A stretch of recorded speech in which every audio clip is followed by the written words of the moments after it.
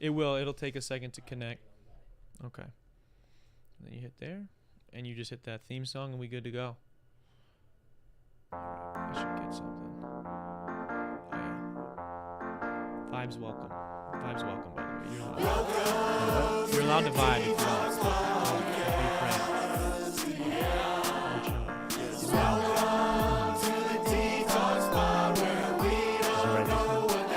I did. We did it for our 2-year anniversary. I was listening to some of your music yesterday. Appreciate it. What'd you think? Good. Thank It's you. unique. Thank you. I appreciate that. You gave me like, I'm not huge into hip hop, but like I can't name the artist that I'm thinking, but you gave me like some like mainstream like vibe. Oh, I appreciate that, Can't think man. of the I guy's appreciate name. that a lot. Yeah. Well, I mean, people already heard your voice, but we'll get into that in a second. How Oh. about that? What's going on, D-Bags? Hope you guys are doing well. I'm back here again with another episode of the dtalks podcast, episode 155, I believe.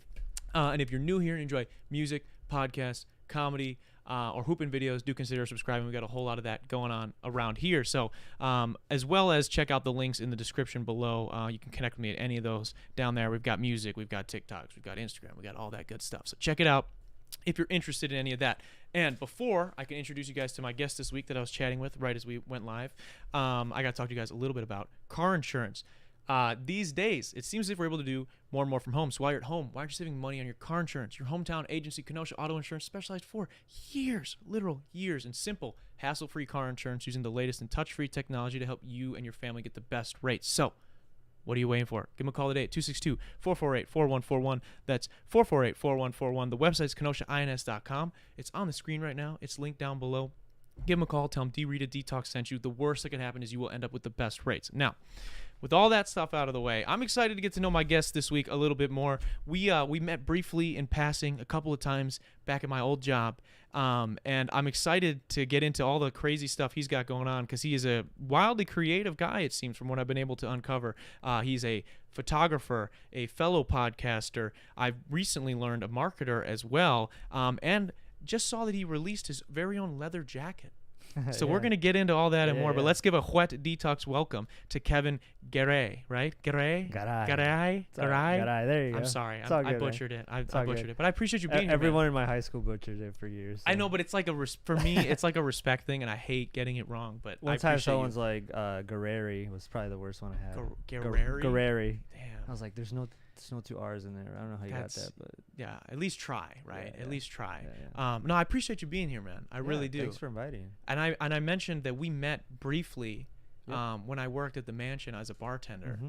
And I remember back then, I don't remember if you guys had started your podcast yet or if you guys were just starting it. I think we were just starting it. Yeah, and I remember being like, "Oh man, I just started a podcast too." Yeah. We were supposed to we were all like excited. That's how we connected. I guess we're like, "Oh, you have a podcast?" Yeah, we have a podcast, and then we were supposed to come on your podcast. You were supposed to come on ours. Yeah, it just never worked out. But here we are today. Yeah. And that podcast was an improv podcast. We were talking prior to, which sounded really fun. It's actually still. If anybody wants to check it out, put a little disclaimer. It is dark, crude humor. It's called Improvish. It's on Spotify. There's like, I don't know, maybe 20 episodes. Okay, so you guys were doing it for a little bit still though. There, That's solid. I'll listen to it occasionally just to get some laughs. Oh, I'm sure. Yeah, it's crazy. Like I remember, I was telling you right before we went live, I was speaking with my girlfriend about she always, who you got on the podcast this week? Who you got on the podcast? And I'm like, oh, it's this Kevin guy from Lake Geneva. He's doing all these creative things. I was like, he seems really familiar, but I don't know. And she's like, and I showed her a picture, and she was like, I think that's the guy from the mansion. And she had, I guess, met you a few times as well when she was working there. Yeah. Renee's niece. So, Yep. Yeah, Renee's awesome. Yeah. Shout out to Renee. She's my first guest. I told her I was gonna be on your podcast. She's like, send me a shout out. I'm like, shout out to Renee. Shout out Renee. She's the main one. I gotta get her back on, dude. She was cool. my first guest. So funny. Yeah. She's hilarious, and it was before we had anything figured out. So like, technically it was terrible. She was fantastic. Yeah. But everything on my end and the crew's end, we botched it. So we gotta have her back. Yeah, she's funny, man. But I mentioned too that you just released a leather jacket. I did, yeah. That's a suede leather jacket. Yeah, suede. Yeah. What the hell? How does that happen? How do you do that? So actually, because I'm really into jackets. I think like there's two articles of clothing, I guess, for men that like we can really like use as statement pieces, I think it's boots and jackets. Like if you really want to just like, what's your favorite boot style? I don't even know the names of like Chelsea boot. Chelsea boots are awesome. I like Chelsea boots. Yes, because they have that clean cut look. Mm-hmm. They look good with like tapered jeans. Yeah. So the suede leather jacket came about because so a lot of the jackets in the market have like that chrome zipper. I don't know if Yeah. like, and I just wanted an all black, like black zipper, black buttons, just all black, like, and I just couldn't find it. Oh, okay. I couldn't find it. So you were making this because you wanted Yeah, it yeah. too. I couldn't find the style that I was looking for. Mm-hmm. And also like size wise, like I'm not a big dude, so Mm-hmm. so like So you want something that fit well. yeah, I not wanted this something huge... to fit well. Yeah, so I had Yeah. I was like, you know what? I can't fucking find it anywhere. Let me just make it. Yeah. And then I was like, well, maybe someone else feels the same way, because sometimes like for example, like the common biker leather jacket, right? You know which one I'm talking about? Yeah. The style. Yeah. Usually they have like chrome or silver. I think I have a brown one with it has like this chrome. I don't really love the jacket that much Yeah, because yeah. it's got like this super over the top chrome. So and I don't like that because sometimes it just looks fake or too shiny. It looks cheap, and mine is from Forever 21, so it is cheap. It kind of looks cheap, right? Even if Yeah. it's like a nice brand. a nice brand, the hardware, I think it's called, or the materials yeah, are gonna they're gonna it's wear. just the zipper and the button just doesn't look good. So I'm like, I just want it all black, Mhm. and I think it looks sleek and It does look looks really real nice. sleek, and you can wear it up, wear it down. I'm concerned. How the hell did you figure out like so? I didn't like make it myself. Yeah. I just kind of like told them what I wanted. But who do you go to? How do you get that done? How do you be like, hey, I need the zippers black on this. We're making a suede leather jacket. Yeah. I need the zippers to be fucking black. So I'll reveal my secret right now is you Google. Okay. How do you Google like how to design a leather jacket, and then like it goes from link to link, and then eventually you go down the rabbit hole, of like how do you like. Thank you, Google. So you spent some time on this though. It seems yeah, like. yeah. I mean, that's cool. I don't know. Like Google is just full of so much information. It's like I love how everything is out there now. Like there's no. Yeah, it can be tough with. I love. I mean, the fact that we have it is fantastic. Yeah, It can be tough now with how much like paid advertising there is when you look things up. I'm sure you probably had to sort through quite a bit of like ads for things you didn't even really want when you're looking up. Like how do I do a custom jacket and so are there when you're doing this custom jacket then. Is it something that you're having manufactured elsewhere, and then like people can put the order in through you, and then you do it that way? So I haven't officially done the launch. Okay. I think I was kind of doing like teasers on my social media of like it's coming soon, and then I had to set up the whole Instagram shop thing, which had to get reviewed. That's why it's up there, but I haven't done my official launch. Okay. So people can still like go see it, but what was I gonna say?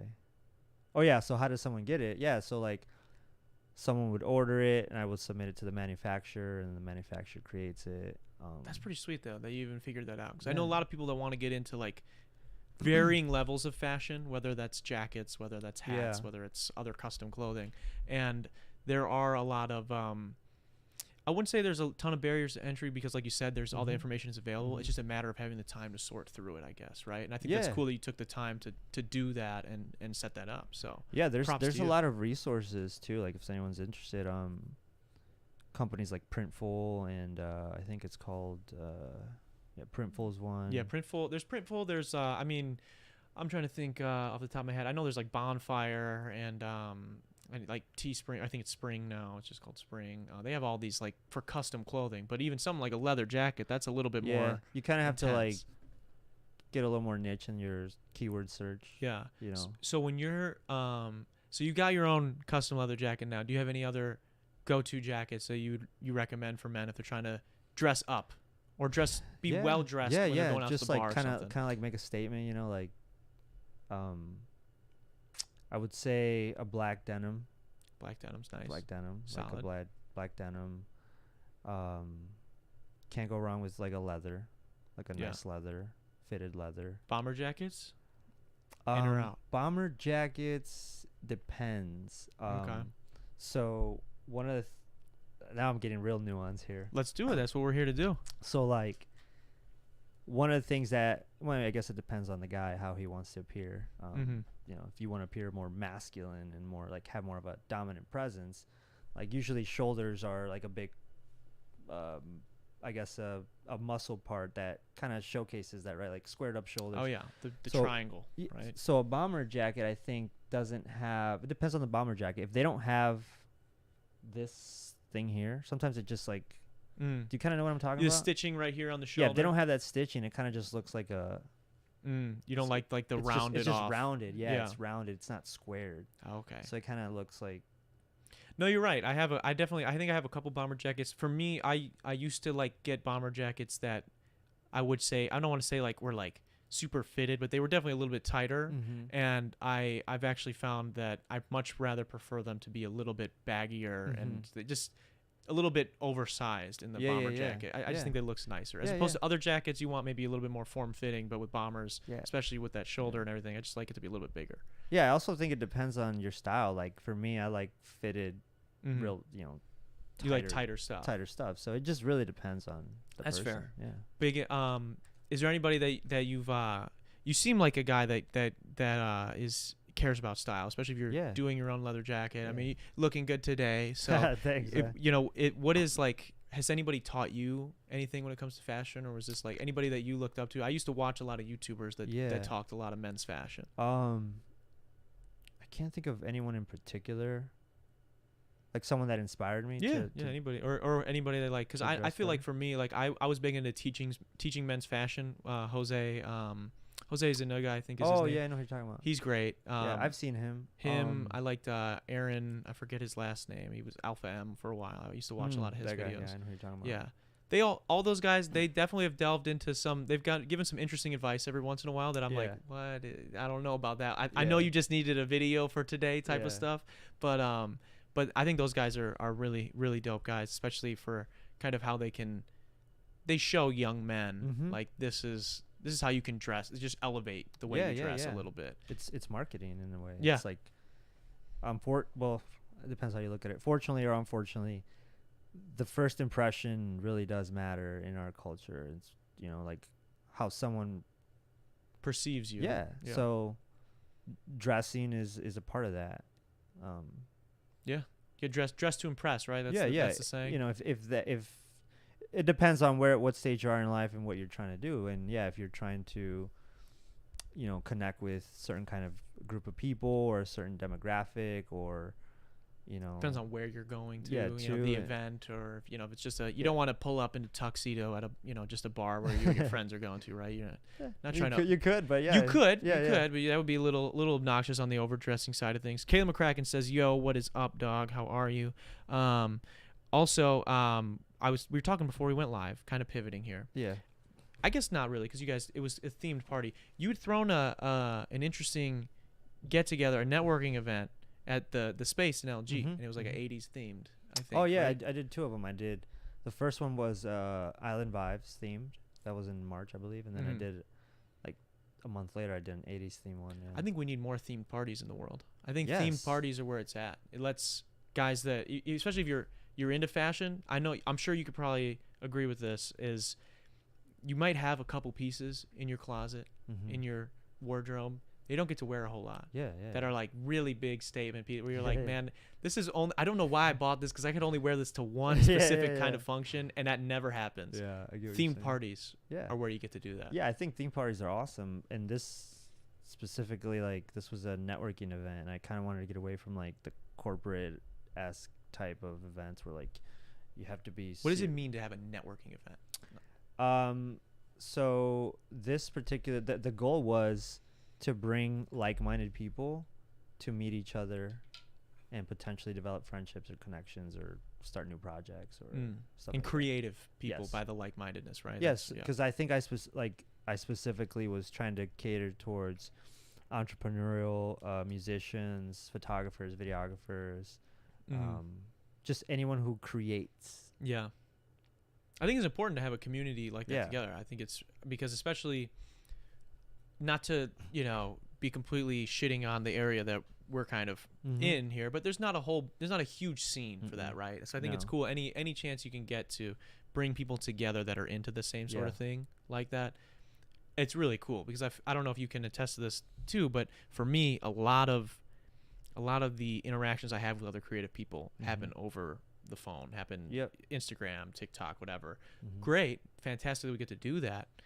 But for me, I disassociate quite a bit, especially when I'm just scrolling nonstop, or even when I'm DMing people, emailing people, whatever. It's just like, after a whole day of that, I'm like, man, I just want to like do that. I just want to talk to somebody in person for a minute. Yeah, there's nothing like in-person collaboration. Yeah, like, you get to know each other. It's a vibe, right? And especially in a setting like that, it's probably, it's pretty lax, pretty fun. Yeah, and when you're like feeding ideas in real time, you can be inspired by what's happening right here in the environment, and just the energy of it all too. Other people. So you can't replicate that. No, I think it's really cool. And so you'd thrown a couple of parties. You didn't want them to be corporate, whatever, right? You want this to be an interesting. You kind of explain what a networking party is. You wanted these people to be able to build relationships and whatnot. Why you? Why do you want to do it? Why in Lake Geneva? Yeah, so I think a big reason is the location. Like you said, that there isn't really a community, but I know there's creative people, not even just Lake Geneva, but because people around here are used to traveling, right? Like, 20, 30 minutes, 40 minutes, so, everybody, So really it's just like Walworth County. Like, I'm trying to find those people that are creators, because I want to be around them, because that inspires me. It helps me be creative. It helps me collaborate, share my ideas. Yeah. And it kind of goes back to the jacket. Like, well, if I can't find it, I'm gonna make it. And like, if no one's creating this community, I'll just make it. It's just like, that's kind of the mentality. Well, no one's doing it, let me do it. Yeah. No, I mean, you're being the change you want to see in the world, right? It's like, that's you. It's like, you want this thing. It's not there. So okay, I'm gonna figure out how to make it a thing. So someone's got to do it. Let's just fucking make it happen. Yeah, because I'm sure other people feel the same way, and so like when you might as well, if again, like you said, like, why if it's something you want anyways, if no one else wants it and that's what you end up finding out, at the very least you're gonna create something that you're happy with. And so I think that's kind of power. There's a lot of power in that. Aside from that, speaking of creativity, I guess pivoting a little bit, photography is one of it's. Do you still do photography? I saw it on your website. I know it was something we were talking prior to going live, that you did quite a bit, and that's kind of how you got in touch with the company you're with now. Yeah. So I still do it occasionally, yeah. I'm kind of I don't know if this is the right word. Like, I dabble in a lot of the arts. Like, I love videography, photography. I've even dabbled in music. I'm learning how to sing right now. Oh, so I'm following your singing journey a little bit. I'm just... My biggest I'm sure you might be able to relate, but it's like, as creators or creative people, like, we just maybe you don't do this, but I always like want to, like, next project, next idea, and just like bouncing around doing 5-6 things at the same time. So I still do it occasionally. For a while I kind of niched down, and I did a lot of like beauty pageant headshot photography. Okay, very cool. So I did that for a little bit and made a little money off of that, and then I took the skill set and then I turned it into like a marketing. It kind of helped me become a marketer. Because you have to, right? Where it's like, it's your business. If I don't go out and take more pictures, I'm not gonna have as much money. So it's like, I gotta find a way to make, to let people know, hey, I'm doing this thing. What is I know a lot of creatives, especially a lot of people that do freelance photography and videography. And I know I've struggled with this myself. Is with pricing work, especially at the beginning stages of kind of working in these fields, right? Where it's like, people will hit you with I'll pay you an exposure, or I'll pay you whatever. And how do you go about, because it is somewhat intimidating, giving people a price, and you don't have to get into your pricing, but how you work on getting over the fear of being like, hey, this is my price. So I'll kind of actually reflect back on why I even picked that niche. Okay. So this was like after college. I graduated in 2014. I went to UW Milwaukee. Okay. And then after I graduated college, I moved back to Elkhorn, which is this is where I live now. Actually, I don't actually live in Lake Geneva, by the way. Oh, okay. Yeah, that's kind of where That's where you do these things. Yeah, right? yeah. It's kind of where more people don't really know where Elkhorn is. Yeah, no one cares about Elkhorn. That's true. That's pretty true. I'm not gonna lie. No one cares about Elkhorn. Shout out Elkhorn. Shout out all of the 10 people there. Shout out to you guys. I'm one of them. Yeah.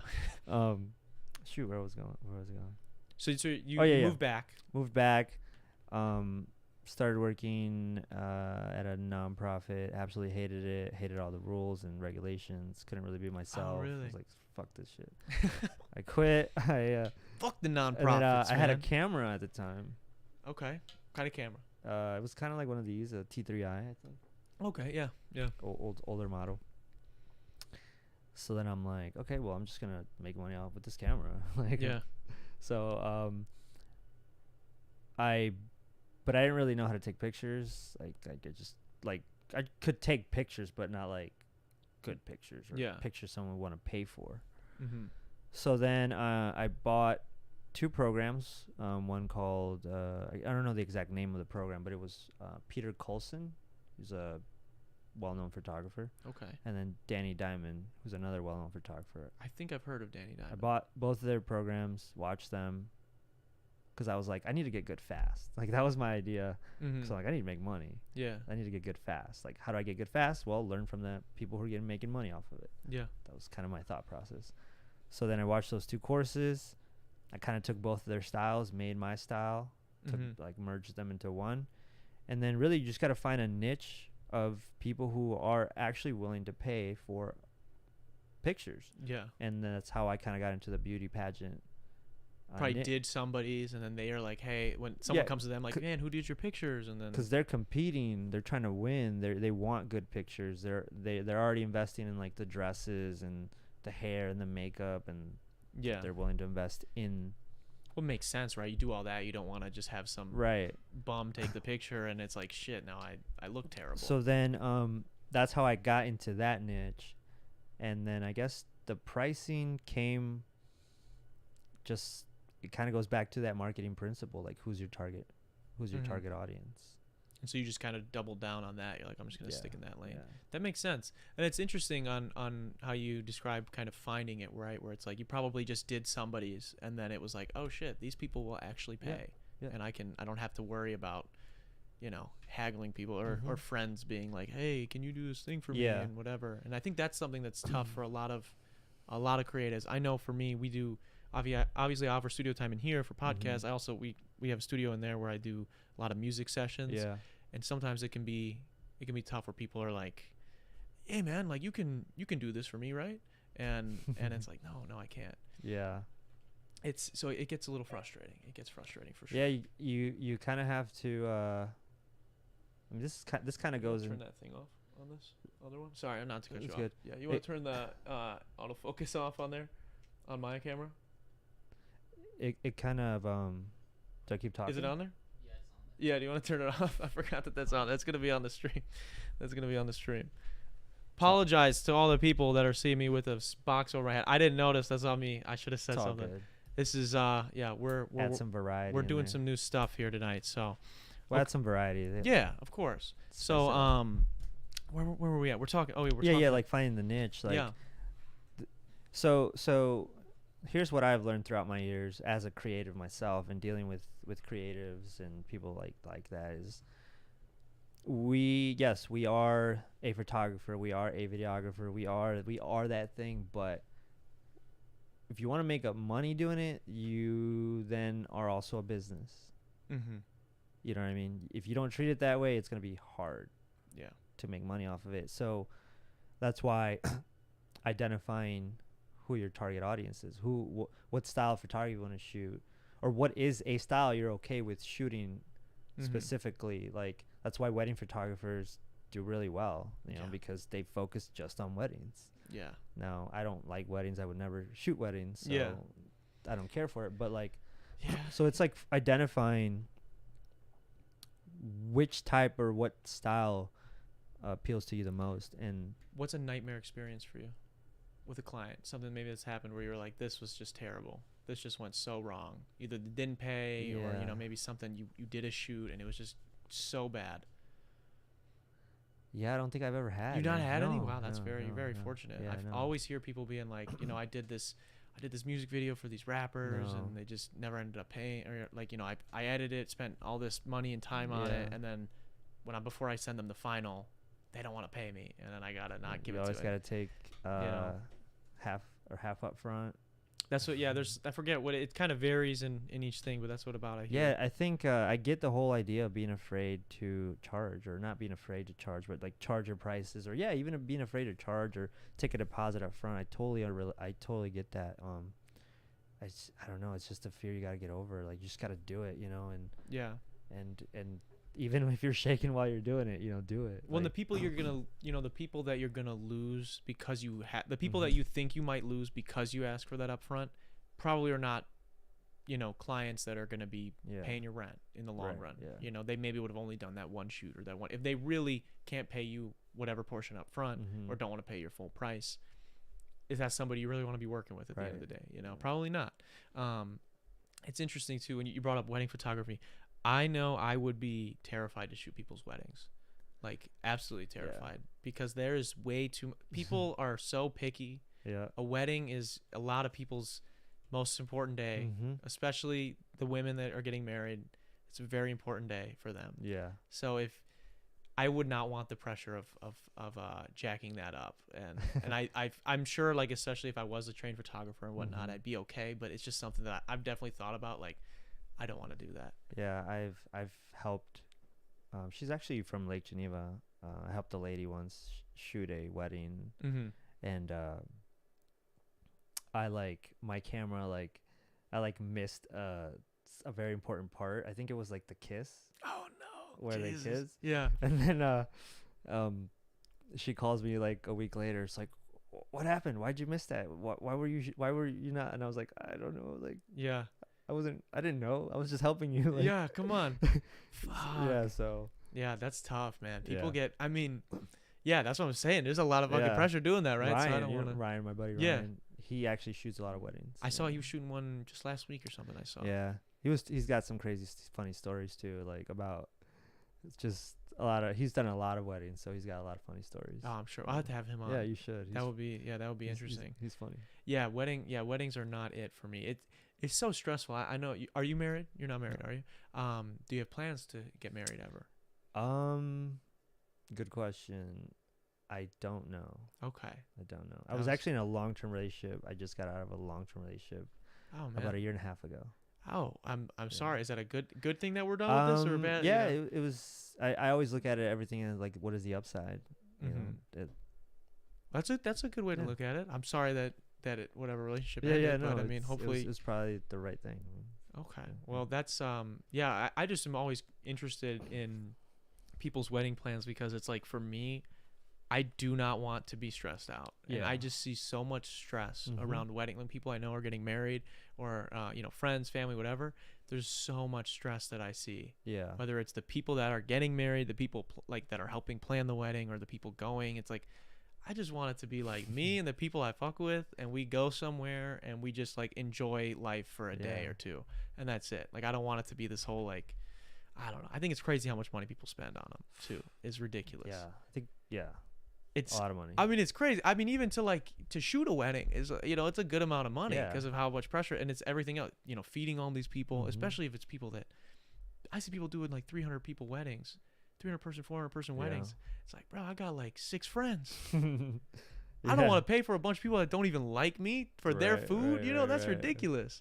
So I think it's always, I don't know. Weddings they're an interesting thing for me. I definitely would rather have a smaller one than a big one. How about yourself? Big wedding guy, small? I would probably be like a medium size. Destination? Or would you want to do it, you know, where you're from? Probably where I'm from. Okay. Yeah, just keep it local. Damn. Because then you got to worry about like. See, I'm a destination guy. I want to get let's go to Hawaii. Let's bring 12 people. Let's go to Hawaii. I guess if someone else did all the planning for me and I just like show up, yeah. That's fair. But if I had to like book flights and worry about people not being able to come. And Yeah, I think usually you do like a bulk package type thing where yeah, it's if like someone handled it all for me, all right, take me wherever, I don't care. that's it. Because I've gone on vacation trips where like I didn't do any planning. Like all the other people that were going planned it. That's sweet. You just show up. They have the itinerary. They're just like, all right, tomorrow at 7:30, be ready. I'm like, all right, where are we going? Damn. They didn't get mad at you at all for like, No. yo, Kevin, you're not. I helping just at all? threw them like what suggestions, and they put the whole schedule together. Damn, that's nice. See, I tried to do it with my girlfriend. It doesn't fly, but I still do it. Yeah. But it's just there's she- people that actually beyond make me. a living planning people's. So Oh, yeah. like, so like you can say, oh, I'm going to Greece. Can you give me an itinerary? And they'll like give you an itinerary, and you just Yeah. go do the things. Yeah, it's crazy. It's I've done both. I've done where like there's no planning, and then I've done with planning, and with planning is way better because like you don't waste as much time trying to figure out Where are we going what to to eat? do, What yeah. are we doing? and you get the later? most out of the city or where you're at. Yeah, that's like fair. I loved, because from like 7 in the morning to like midnight we were like doing something. It was like, damn, it was like perfectly, and I was You like, get some time to just chill and lay out. yeah, I mean, yeah, during commutes or something, like, Okay. you know. That's cool too, because that's a big thing for me. Like a vacation is like I just want to not think. True, I guess, yeah, it So depends. I just be like, I just want to chill in the sun, okay, just yeah. lay on the beach. But that could be in my itinerary, I guess, Yeah, right?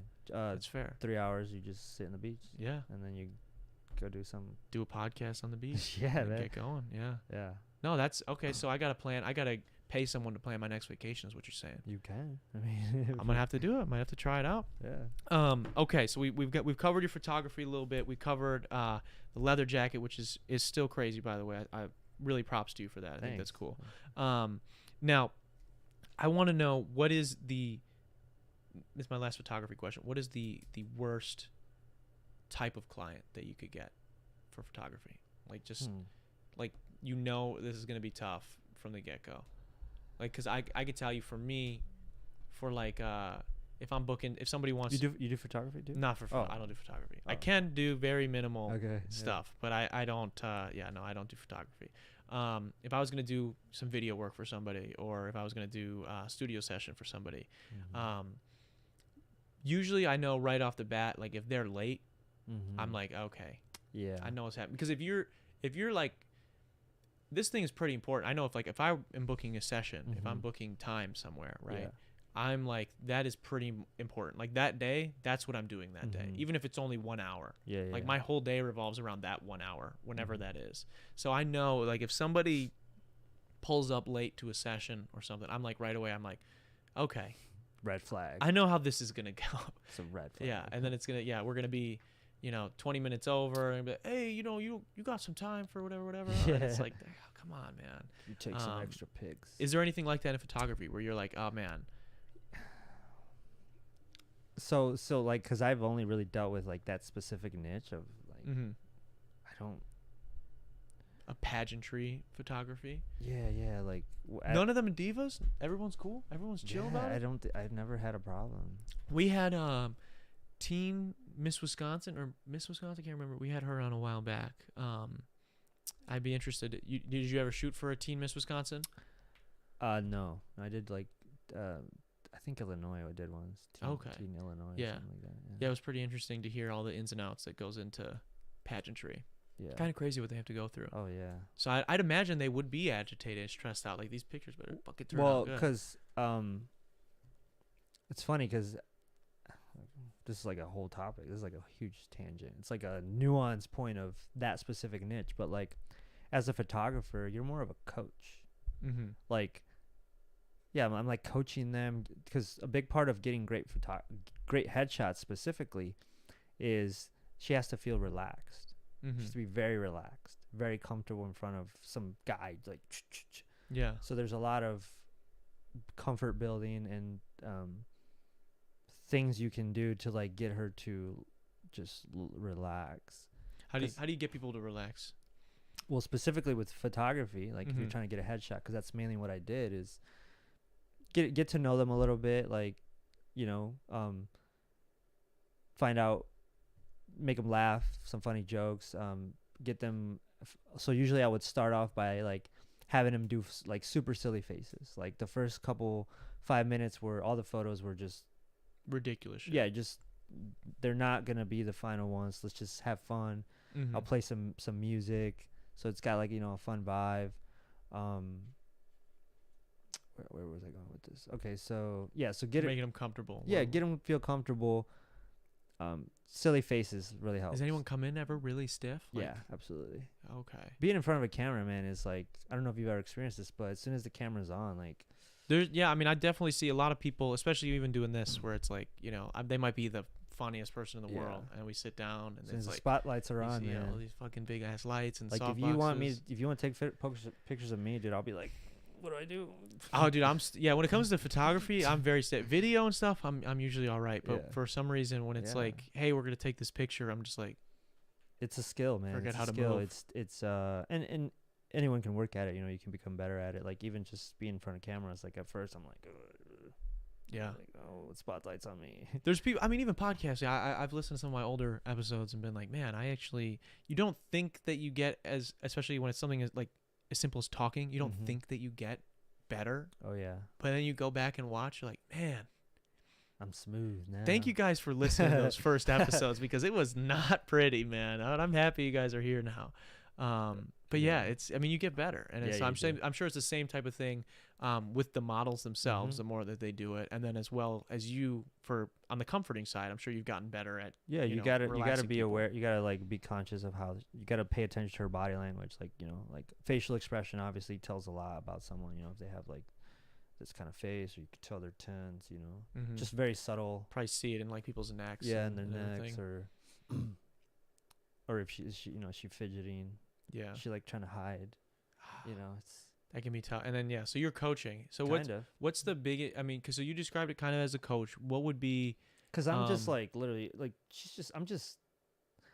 I don't want to say, okay, like a great photo is usually 50% the person and 50% the photographer. Like, I'm really just you're capturing what's there, but you need what's there to be good. Though, yeah, I'm capturing the moment. But I'm kind of I'm not fabricating the moment. I'm trying to kind of control the moment. You're just trying to kind of maneuver them, you know, kind of just like bring them into the whatever parameters you want, right? You're like, I have an idea and they have an idea. It's my job now to see that through for them. Yeah. Right. And so it's like your job is to figure out like, okay, how do I get you into just the most important thing, get her comfortable. Yeah. Okay. So getting people comfortable is big. That makes a lot of sense. I've done some shoots myself. Yeah. Some of them not so comfortable, other ones very comfortable. So that makes a lot of sense. And I actually can say I was a lot happier on the ones that I was comfortable with. And for a whole time you're like, man, it doesn't feel like you're like doing this thing that you paid money for. You know, you're just like having fun, shooting the shit with somebody. Yeah. Even if they don't really like the stuff you do that you're taking the pictures for, it's still, you know, they're being nice and you're like, oh, okay, this is cool. As opposed to if it's this like awkward, like, what do you want to do?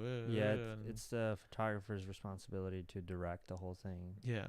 And be aware of how the other person's feeling and call it out. Like, hey, I notice you're uncomfortable. Yeah. Does that ever make people more uncomfortable? It kind of like addressing it makes it kind of shows that you understand. That's good. I could see that. I could see it going either way. But that's not like, I see you're uncomfortable. What the fuck, bro? Why are you so stiff? Yeah. What are you doing? You're paying me to take these pictures. We only got 30 minutes left. Get together. Come on. Shit. No. So no, but like I think it's like showing empathy. You know, like, oh, hey, I see you're uncomfortable. Like, what would I usually say after?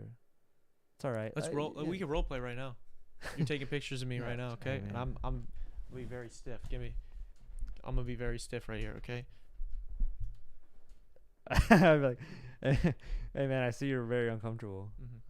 It's cool, man. Like, you know, I get it. Like, you know, being in front of the camera is like not normal. Just really nervous. No, I get it, man. Here, how about this? Let's just do some silly ass pictures for a little bit and just forget about the camera, forget about trying to look cool. Oh, okay. Yeah. I feel much better now. Yeah, make a ridiculous face, man. Yeah, there we go. And I'll just snap some pictures. I feel better now. Yeah. Wow. Okay. That's good. That's a pro right here, guys, ladies and gentlemen. Kevin's here. We have a clap track. I don't know if you want to pull that up. But this actually applies to this applies to anything. You can't really justify it. No, I think reading people, I think is something I'm very thankful that I got to bartend for as long as I did, because it definitely helped me become a better conversationalist. And if the better you are at speaking, the better you are at reading people, and just like again, making them feel comfortable, Yeah. the better everybody's going to feel. You know, if people feel good around you, odds are you're going to feel good around yourself, and the more doors are going to open for you and everything. I imagine that was something else I wanted to ask you about with these networking events and stuff that you've done in the past. You know, there's a lot of people talk about networking a lot. It's like almost like a buzzword in like the online, you know, I don't want to say like business guru type stuff, right? There's a lot of good advice. There's a lot of bad advice. There's just a lot of advice on it, right? What are some don'ts when it comes to networking that you could advise people? Don't do this, and instead maybe do this. Kind of sit down with yourself and find out what you have to offer, like in terms of value and in terms of actually that's a good question, actually. Because one for me, so like I do a lot of music stuff, right? And a lot of and with podcasting too, you know, you're reaching out to people to be on your shows and whatnot. A big thing for me is people will reach out and they'll hit you with the, yo, bro, I need to get a feature on this, or you should let me get on this song, or whatever. I need you to do this thing for me. And I'll go be like, okay, click the profile. They're not following me. I ain't like any of my pictures. You know, I don't even know if they know the fucking song of mine that they're asking to get a feature on. They just see that it's got whatever many streams, and it's like whatever. And it's like the biggest thing for me is like, I think step one is what you said, where it's figure out what value do you actually have. You know, if it's something like in your case, if you're a photographer, you have this tangible skill where it's like, I can do this thing. Yeah. Right. So it's like, I know if I sit down with an artist or sit down with whatever, we're getting to talking, and maybe they have an opportunity that I want, I know what I could give them, and it might be what they need, which is good ass pictures or whatever it is, right? And so that's step one. And I think step two is actually, for me at least, and I guess you don't have to do this, but for me is actually being a fan, or at least enjoying the person that you're trying to connect with thing, whatever it is.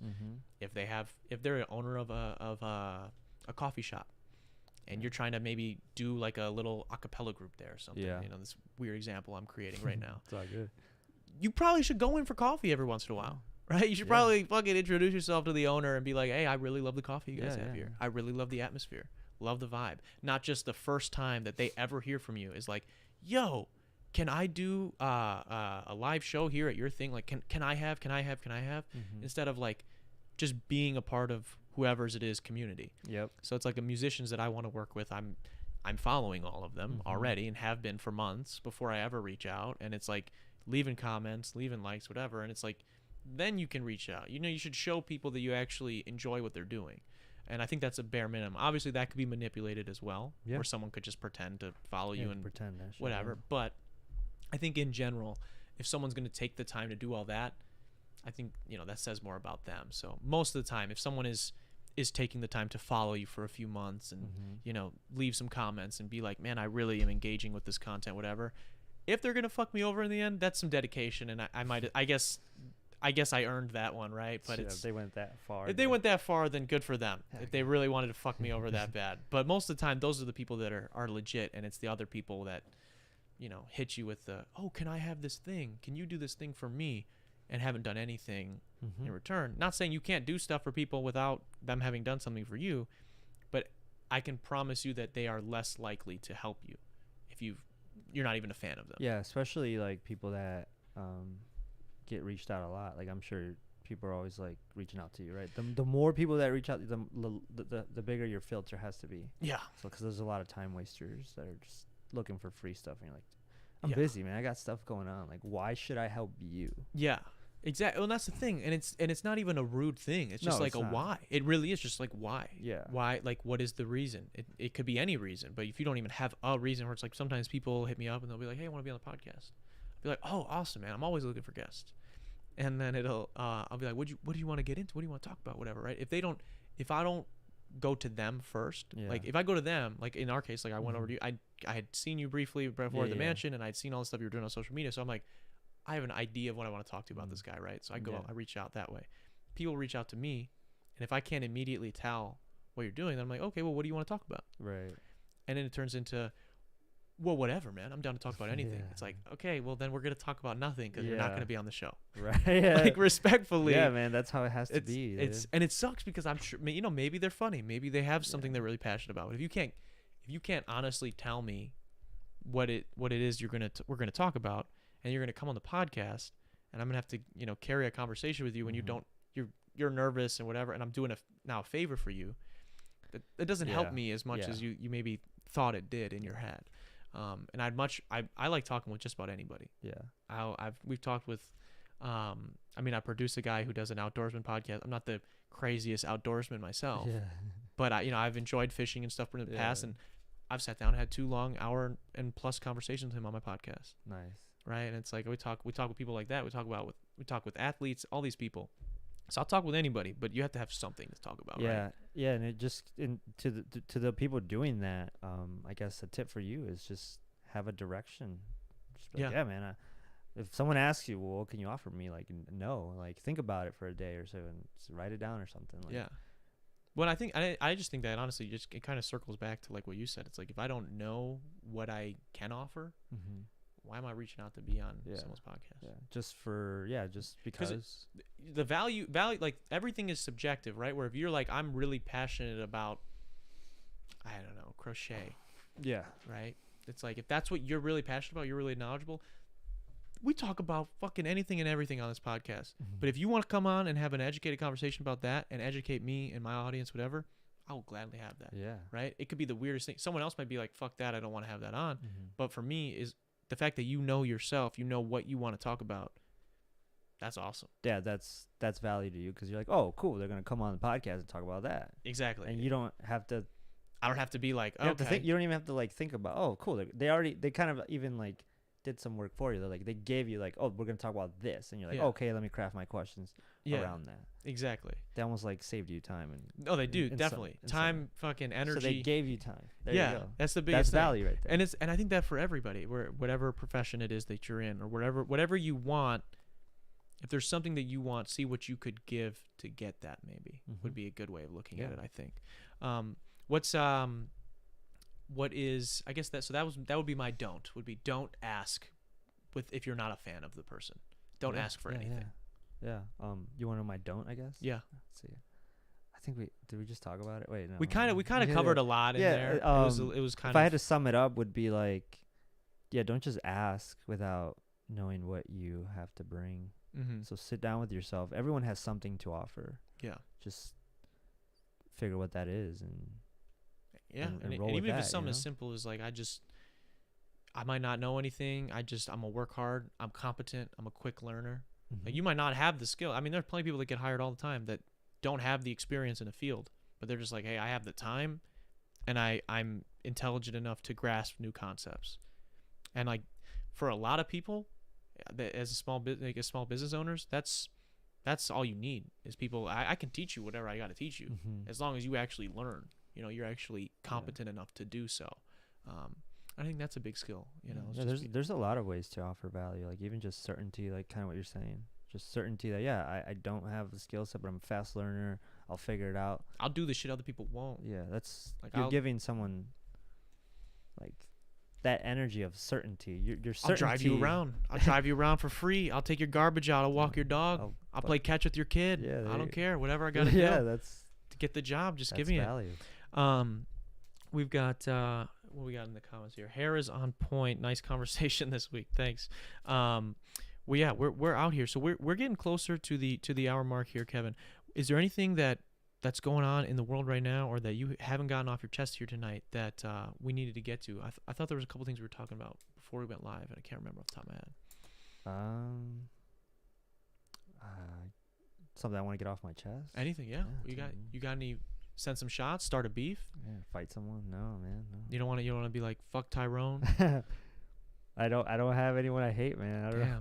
Maybe I need some haters in my life. Yeah, life's too short to be hating people anyways. But that's good. So we're not sending any shots to anybody this week. Not as exciting on the drama side of things, but that's all right. It sucks. I don't have enough haters. I don't know. Is anything before we end up wrapping here? Mm-hmm. Is there anything that you want to leave the people of dtalks with before we wrap? Let's see. Do you know like the demographic, the age demographic of your audience? We're usually 18. I think we're 18 to 35 is where it is. Well, let's see. The most relevant thing in my life right now is that like I just started singing at 31. I started learning how to sing, and like I'm super excited about that journey. Like, how's that been? It's never great, man. Great. I'm so excited. Like, even if it takes me another 10 years to like get good, like I'm still gonna be young. I'll still be 40. Yeah. I could spend like the rest of my life. And so are you taking like lessons then? Like what like once a week? Yes. Yeah. Yes. I hired a coach, Justin Burke. Oh, okay. He's like I found him through YouTube. Oh, okay. And so I guess it's never too late, man. Like I wanted to learn how to sing when I was 26. I put it off till I was 31. Yeah. Kind of regret it, but I also don't, because I'm just more sure of myself now, and I think it'll pay off. I'm actually gonna stick to it. And well, you probably thought to yourself like, why not? You know, like why not do it? That's something I recently started singing this year as well. Yeah.